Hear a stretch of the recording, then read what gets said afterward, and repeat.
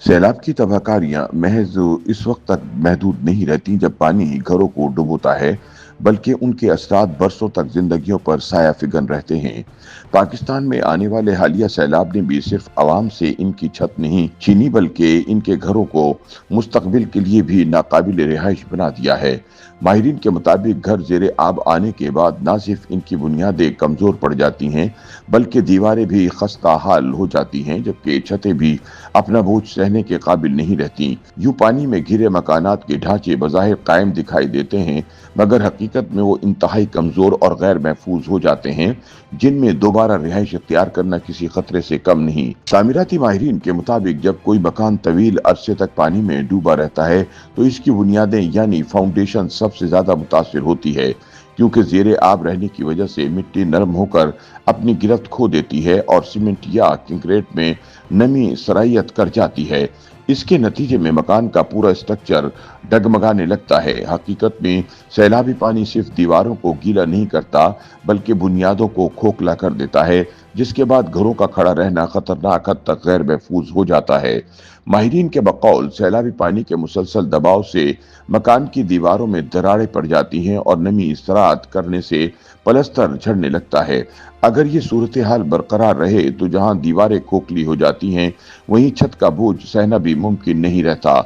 माहिरीन के मुताबिक बारिश के बाद खुश्क होने के अमल के दौरान भी दीवारों में दरारें मजीद फैल जाती हैं और छत किसी भी वक्त गिर सकती है। उनका मजीद बताना है कि देही इलाकों में ज्यादातर घर कच्ची ईंटों, लकड़ी और मिट्टी से तामीर किए जाते हैं। सैलाब के पानी में ये सबसे ज्यादा मुतासिर होते हैं। लकड़ी सुकड़ने लगती है, जबकि कच्ची दीवारें पानी के दबाव से तेजी से टूट फूट जाती हैं। हत्ता कि पक्की ईंटों के घर भी अगर कमजोर बुनियादों पर तामीर किए गए हों तो पानी के असरात ज्यादा देर तक बर्दाश्त नहीं कर पाते। तामीराती माहिरीन खबरदार करते हैं कि ऐसे घर जो बज़ाहिर खड़े रह जाएं, लेकिन इनकी बुनियादों और दीवारों में नमी बाकी रहे, वो रिहाइश के काबिल नहीं होते। इस तरह के मकानात में रहने वाले अफराद सांस की बीमारियों, एलर्जी और जल्दी इमराज का शिकार हो सकते हैं, क्योंकि ऐसे घरों में नमी और फफूंदी तेजी से फैलती है, जो कई बीमारियों का सबब बन सकती है। तामीराती माहिरीन का मानना है कि सैलाब के बाद मुतासरा घरों का बगैर मुआयना दोबारा आबाद होना इंतहाई खतरनाक है। ज्यादातर मकानात पानी में डूबने के बाद अपनी बुनियादों से कमजोर हो जाते हैं, इसलिए घरों में रिहाइश इख्तियार करने से कबल जेरे आब रहने वाले घरों का तकनीकी सर्वे और इंजीनियरिंग रिपोर्ट जरूर तैयार करवानी चाहिए, ताकि इस बात के तयन में आसानी हो कि यह मकान दोबारा रिहाइश के काबिल है या इसकी असर नौ तामीर लाजमी है।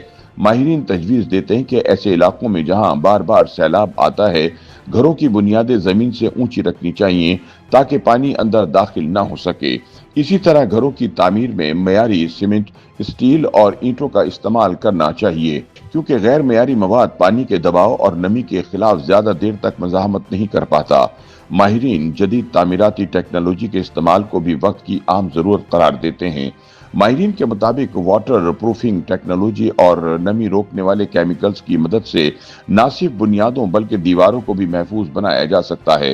ये टेक्नोलॉजी बज़ाहिर महंगी जरूर है, लेकिन मुस्तकबिल के बड़े नुकसान से बचने के लिए एक सूदमंद सरमायाकारी है। किसी भी जगह पर रिहायशी स्कीम या घर बनाते वक्त इस इलाके की जमीनी साख्त को अहमियत दी जाती है।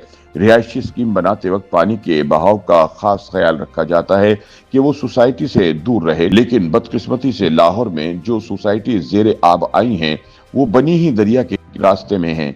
हकीकत यह है कि दरिया के अतराफ बनने वाली रिहायशी सोसाइटीज की जमीन रेतीली होती है। अगर सैलाब के दौरान 3 से 4 फुट पानी कई रोज तक मकानात के इर्द गिर्द खड़ा रहेगा तो घर की बुनियाद को हिला देगा और घर का स्ट्रक्चर अपनी जगह छोड़ देगा और दीवारों में दरारें पड़ना शुरू हो जाएंगी। माहिरीन के बकौल अगर घर के ऊपरी हिस्से में किसी भी वजह से दरारें पड़ जाएं तो वो काबिल मरम्मत होती हैं, लेकिन बुनियादों को पहुंचने वाले नुकसान की मरम्मत बहुत महंगी होती है और बाज़ बुनियादें तो इतनी कमजोर हो जाती हैं कि उनकी मरम्मत भी मुमकिन नहीं रहती।